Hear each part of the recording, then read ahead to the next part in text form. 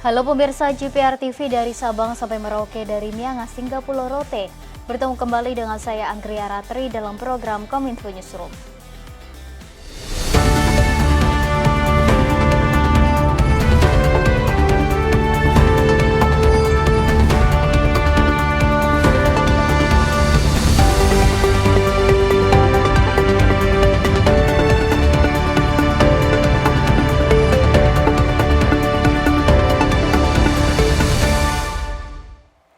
Kita ke informasi yang pertama pemirsa. Kepala BNPB Lejen TNI Suharyanto memastikan seluruh infrastruktur jalan yang terdampak bencana banjir di Sumatera Barat akan segera pulih. Sebanyak 9 titik infrastruktur jalanan rusak berat hingga mengakibatkan satu ruas jalan putus total.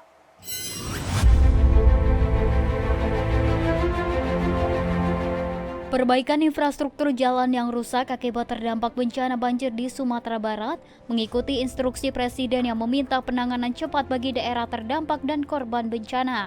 BNPB dan Kementerian PUPR bahu-membahu perbaiki jalan nasional dari Padang menuju Bukit Tinggi yang terputus total. Perbaikan juga menyasar pada jalanan menuju area pemukiman. Jalan nasional dari Padang sampai Bukit Tinggi yang putus sekarang sedang dikerjakan oleh Kementerian PUPR.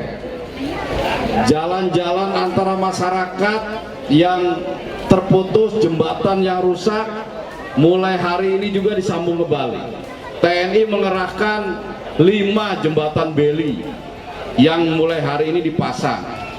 Jembatan-jembatan darurat juga dipasang. Lejen Suharyanto juga meminta masyarakat untuk tetap tenang dan waspada menghadapi potensi bencana susulan. BNPB dan BMKG saat ini tengah melakukan upaya modifikasi cuaca sebagai upaya menekan curah hujan tinggi di kawasan tersebut. Menteri Koordinator Bidang Perekonomian menyampaikan tenggat waktu wajib sertifikasi halal bagi pelaku UMKM dari sebelumnya 17 Oktober 2024 diundur menjadi tahun 2026. Penundaan disebabkan capaian target sertifikasi halal belum mencapai target.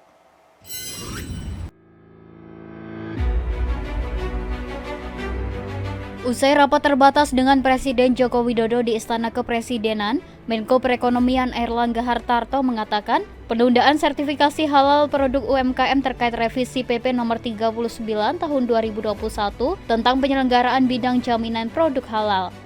Produk UMKM halal yang diundur sertifikasinya merupakan usaha mikro yang mencakup produk makanan, minuman, obat tradisional, herbal, aksesoris, produk rumah tangga, dan alat kesehatan.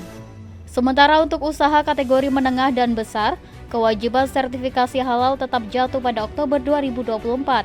Salah satu pertimbangan diundurnya kewajiban sertifikasi halal bagi usaha mikro dan kecil adalah capaian target sertifikasi halal per tahun, baru mencapai 4 juta lebih dari target 10 juta sertifikasi halal. Karena pelaksanaan daripada jumlah sertifikasi halal, target yang ada itu sertifikasi halal 10 juta, namun capaiannya sampai saat ini baru sekitar 4.418.343. Jadi masih jauh daripada capaian. Oleh karena itu, walaupun kita lihat UMKM yang telah disertifikasi di tahun 2023 dan 2024 itu melonjak dibandingkan sebelum berlakunya Undang-Undang Cipta Kerja. Namun kita melihat bahwa dari 4.431.670 itu self-declaration UMKM-nya itu 64%. Jadi sudah terjadi peningkatan. Ya pertama tadi kan yang 4 juta target 10 juta salah satunya sana. Dan tentu diharapkan dengan adanya mundur jadwal ini anggarannya bisa lebih leluasa. Anggaran yang dipakai. Salah satu tadi selain anggaran ada juga UMKM yang tidak mau diformalkan. Kan syaratnya tuh UMKM-nya mendapatkan NIB baru sertifikasi. Jadi butuh waktu untuk sosialisasi. Karena khawatir kalau NIB pajaknya seperti apa. Padahal kalau pajak itu kan sudah ada regulasinya, kalau yang di bawah 500 juta tidak dikenakan pajak dan sebagainya. Adapun produk dari luar negeri akan diberlakukan kewajiban sertifikasi halal setelah negara tersebut menandatangani Mutual Recognition Arrangement. Menteri Kelautan dan Perikanan Sakti Wahyu Trenggono meluncurkan Project Management Office 724 guna memperkuat soliditas di internal Kementerian Kelautan dan Perikanan dalam mengawal kebijakan transformasi tata kelola lobster.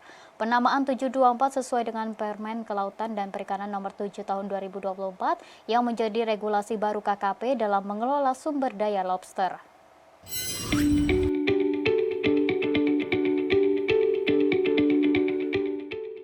Kementerian Kelautan dan Perikanan menggelar peluncuran Project Management Office 724 sebagai bentuk upaya pengelolaan lobster di tanah air.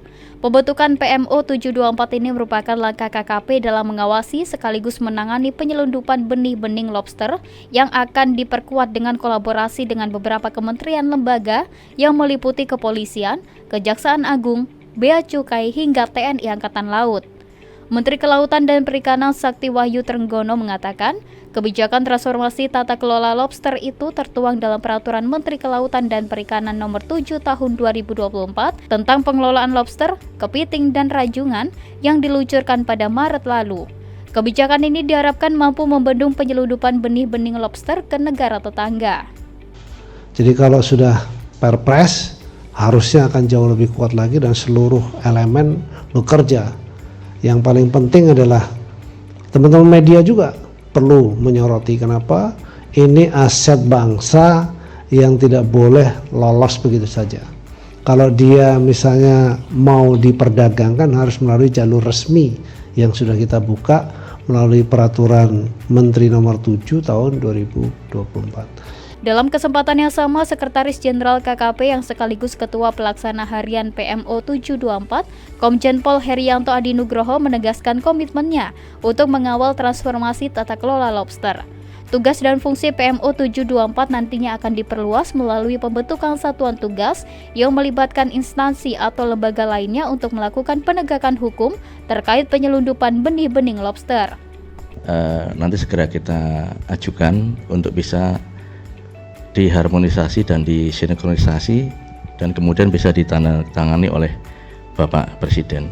Harapan kami dengan adanya Perpres, maka kekuatan kami beserta dengan stakeholder yang lain akan semakin kuat, dan di situ juga nanti diatur tentang anggarannya sehingga kami bisa lebih mandiri untuk bisa melakukan penegakan hukum terkait dengan pengeluaran benih-benih lobster ke luar negeri secara ilegal. Pemirsa, kami akan segera kembali dengan informasi lainnya, tetaplah di Kominfo Newsroom.